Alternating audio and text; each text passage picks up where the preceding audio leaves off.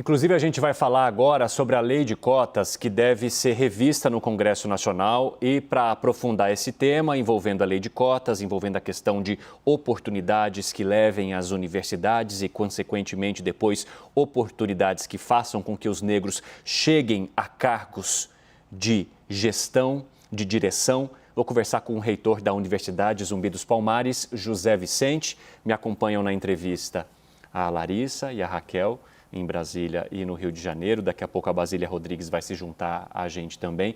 O reitor, inclusive, está à frente da campanha nacional pela renovação da lei de cotas nas instituições de ensino superior e também concursos públicos. Reitor, seja muito bem-vindo. É um prazer falar contigo neste fim de semana.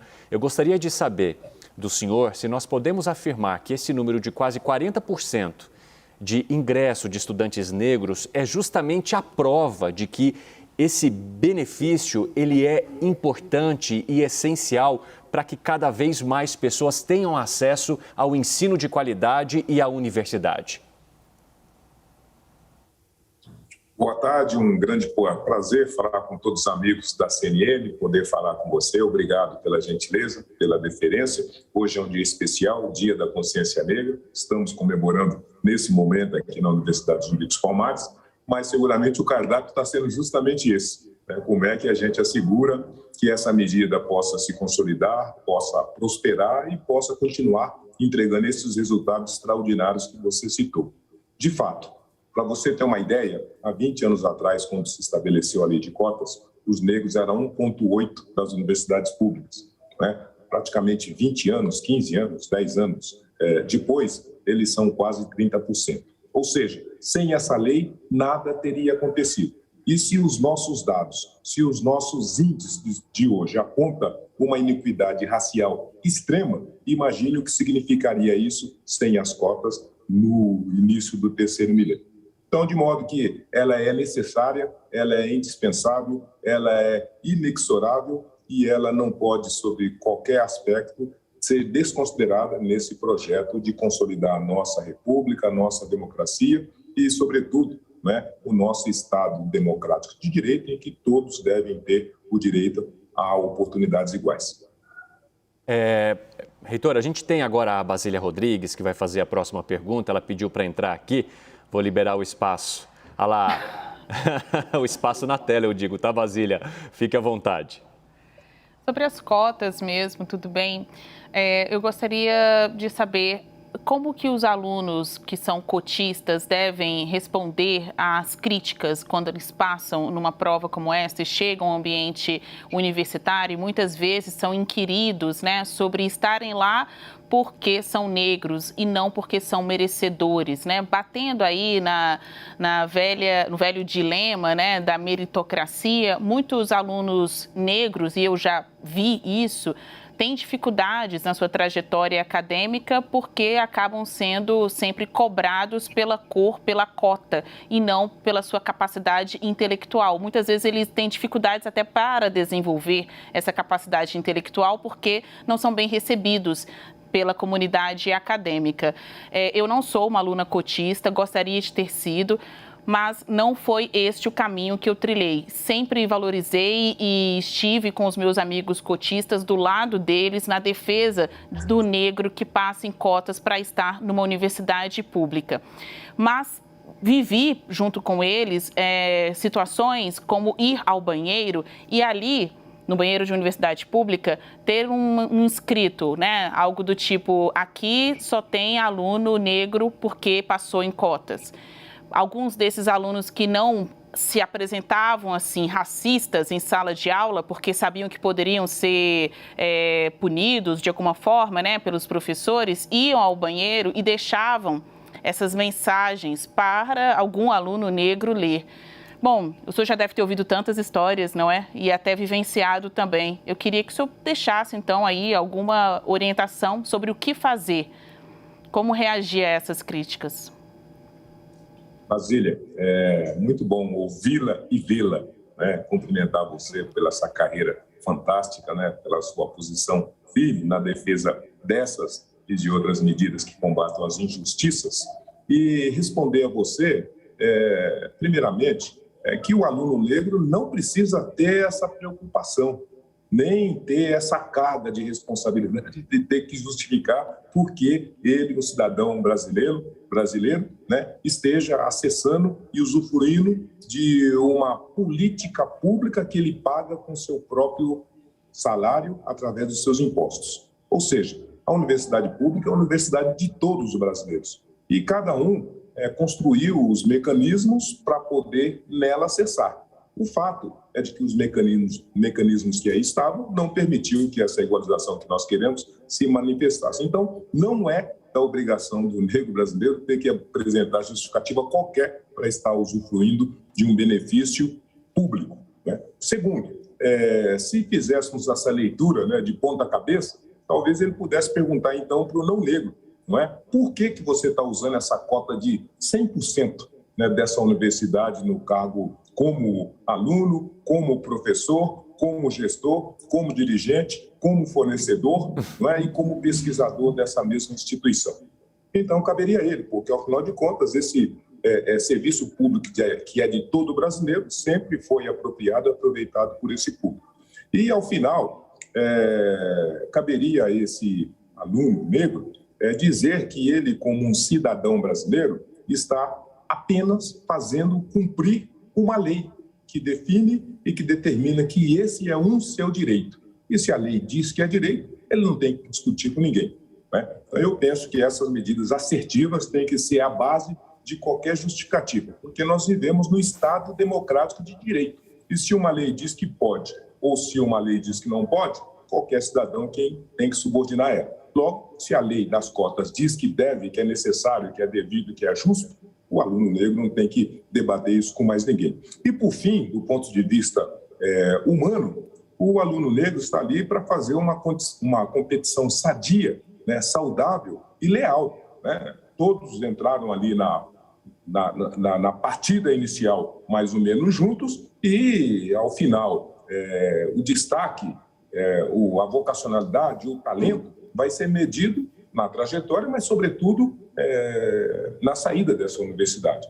De modo que, se o aluno tiver que justificar por que ele está ali, por que ele esteve ali e a justiça disso, ele terá que fazê-lo depois, lá na vida pública, aplicando esses conhecimentos a bem seu próprio, da sua comunidade ou da sua sociedade. Então, particularmente, com devido respeito, eu penso que essa preocupação não deve ser colocada sobre os ombros dos alunos cotistas. Ele não tem essa obrigação nem moral, nem legal de apresentar qualquer justificativa ou defendê-lo. E quanto a essas hipóteses de, eventualmente, ainda como um cidadão brasileiro, usufruindo do serviço público, ter na porta do banheiro, na janela do banheiro, qualquer tipo de agressão contra a sua pessoa, contra a sua honra, né, ele precisa e deve apontar o dedo para aquele racista para dizer que, primeiro, ele está cometendo um crime e, como crime, ele fica subordinado às penas da lei. E, segundo, dirigir-se numa delegacia de polícia e exercer o direito que a lei lhe outorga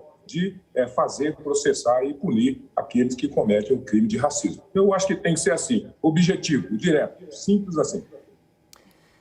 Reitor, e principalmente cobrar da instituição também que ela apure, né, quem estaria cometendo esse crime dentro de banheiros. Já também acompanhei isso, Basílio, me identifiquei bastante, né, com reportagens que fizemos aí ao longo do tempo, mostrando universidades onde há esses ataques e uma necessidade dessas universidades se posicionarem e punirem esses criminosos. Vou chamar a Raquel Amorim também, que está de volta, para fazer uma pergunta. Vai lá, Raquel.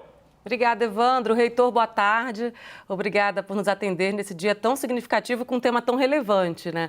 O senhor considera que já há um consenso sobre a importância da lei de cotas ou ela ainda corre algum risco no Brasil de hoje? Ela continua correndo todos os riscos, Raquel, mas existe um consenso de negros e brancos, dos grandes formadores de opinião, que a lei de cotas, primeiro, é a mais importante e potente política pública estruturada pelo Estado brasileiro para combater o racismo e a desigualdade racial.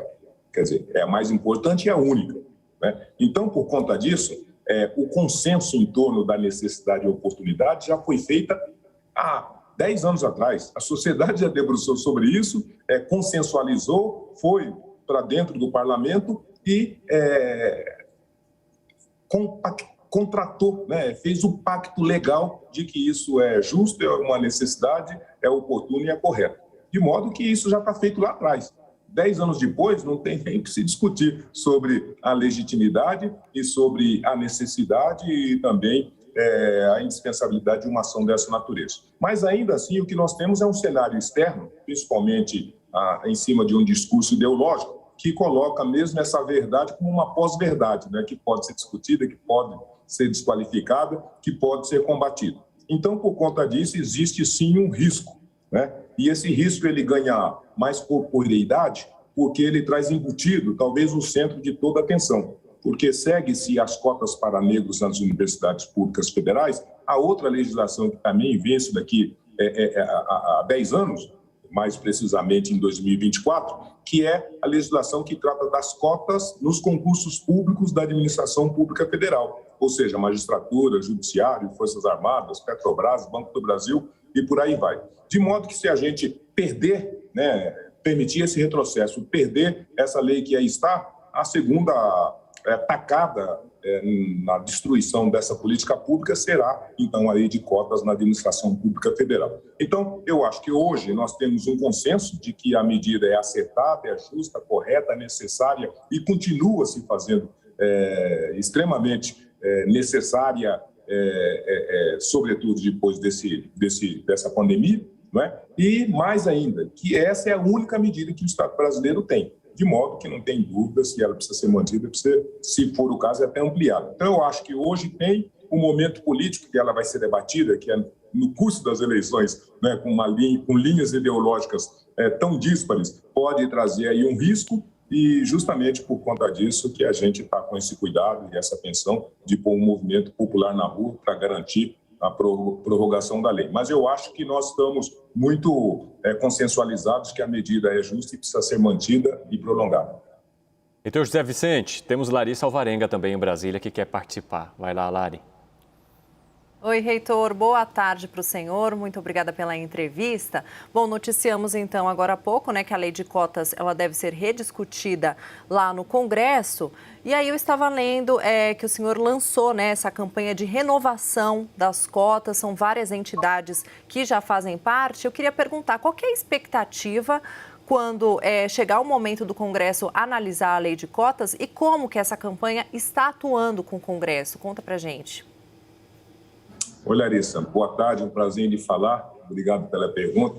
Em verdade, acho que você sabe tanto quanto todos nós, e mais do que eu, que parlamentar e Congresso só funciona mediante pressão, né? Tem que botar gás nessa rapaziada aí, senão eles não se mexem. Então, foi justamente por conta disso que nós pensamos que a medida adequada a se fazer para auxiliar, né, na sensibilização dos congressistas era justamente, primeiro, trazer a opinião pública para dentro dessa questão, fortalecer nessa opinião pública o sentido de justiça dessa lei, junto com isso, produzir, inclusive, algumas manifestações técnicas, porque a lei, por exemplo, diz que é necessária uma revisão da sua aplicabilidade para que ela possa ser, então, analisada, e nós criamos uma comissão para produzir essa revisão. Era necessária uma revisão de que maneira, do ponto de vista jurídico, ela poderia cumprir as suas dimensões. Nós criamos uma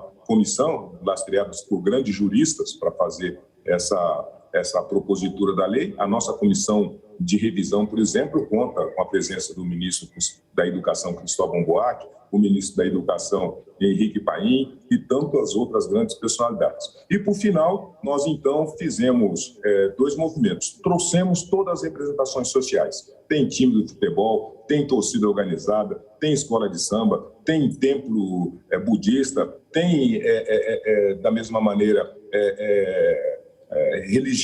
religiosidades de toda a natureza, tem quase 70 empresas, tem universidades, tem personalidades, tem autoridades, tem mãe de santo, enfim, é uma movimentação ampla que contempla todas as representações da sociedade e nós estamos fazendo um movimento de fazer o pressionamento no parlamentar e, concomitantemente a isso, recolher, né, numa petição eletrônica até 1 milhão de assinaturas para que o parlamento tenha bastante clarividência de que essa reivindicação, além de ser justa, é uma reivindicação da maioria do povo brasileiro. Junto com isso, nós estamos fazendo o advocacy, né, o lobby. Então, nós sentamos com a Frente Parlamentar Mista de Educação, levamos a nossa preocupação e a nossa reivindicação a eles. Eles se sensibilizaram, juntaram-se nesse esforço, criaram uma comissão dentro da Frente Parlamentar para tratar dessa lei. Curiosamente e oportunamente, o presidente da comissão é o deputado Bira do Pindaré,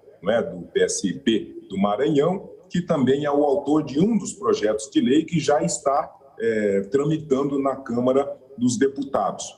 E dessa maneira, então, nós que já estamos com essa frente parlamentar com quase 150 deputados, estamos fazendo lobby para ampliá-la e, junto com essa ampliação, sensibilizá-la, enquanto aqui as instituições que hoje já se chegam a 200 das grandes instituições, 60 empresas das mais expressivas, todos nós estamos acertando as estratégias para que, tão logo, a gente tenha um sinal da Frente Parlamentar Mista de Educação, a gente possa, como diz aí na gíria, colocar o nosso bloco na rua, botar pressão no parlamento e, com isso, persuadi-los a prorrogar essa lei e permitir que os jovens negros, que os jovens da escola pública, que os indígenas, os portadores da deficiência, possam ter a segurança e a garantia de que essa política vai estar disponível para eles realizarem seus sonhos pessoais e profissionais. Reitor José Vicente, da Universidade Zumbi dos Palmares, muito obrigado por aprofundar essa discussão com a gente aqui neste sábado. Boa sorte para vocês e até a próxima. Boa sorte para nós, que, como bem disse a Basília, essa é uma luta nossa, de negros e de brancos. Então, boa sorte para nós e que a CNN não nos deixe só. Pelo contrário, que ela se junte nesse esforço para a gente fazer essa mudança que, além de ser justa, é o legado que a gente precisa deixar para a nossa futura geração. Eu gostaria de rapidamente quebrar aqui o protocolo, desafiar a Carol Souza, que é a editora do momento. Eu estou mandando mensagem aqui para ela. Por favor, o senhor poderia explicar com as suas palavras por que hoje é o dia da consciência negra e não da consciência humana, como muitas pessoas tentam propalar e fazer modificar a data, o dia, né? Na verdade, hoje não é dia da consciência negra, hoje é dia da consciência humana.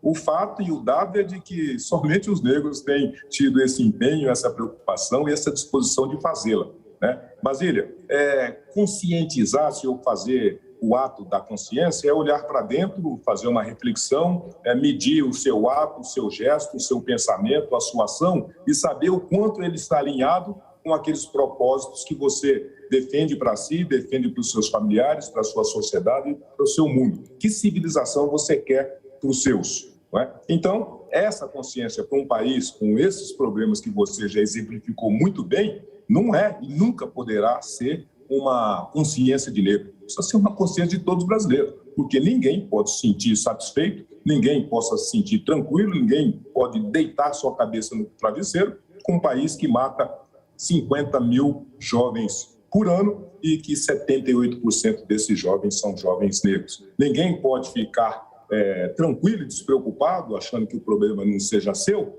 com um país em que 70% dos pobres são constituídos pelos negros. E ninguém pode ficar tranquilo e também por colocar sua cabeça no travesseiro quando nós falamos das empresas, pensar que num país de 56% de negros, nas 1.000 maiores empresas do nosso país, não existe um presidente, não existe uma presidenta negra, não existe negros nos cargos de primeira linha e de gestão. Enfim, então, um mundo desse não serve para ninguém.